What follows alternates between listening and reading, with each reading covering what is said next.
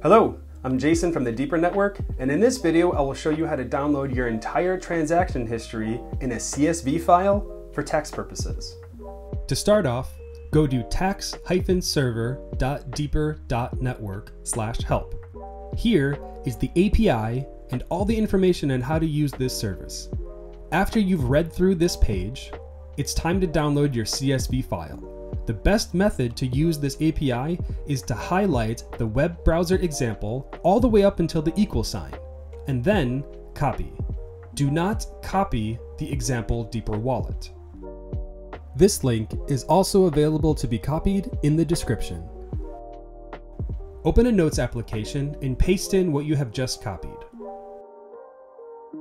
Next, access AtomOS and copy your Deeper Chain wallet through the Wallet Manager tab.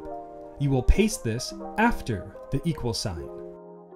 Copy this new link and paste it into a browser. You can download your CSV file from there. Please be patient, download times can vary. Remember, the CSV file is a complete transaction history for your Deeper Chain wallet.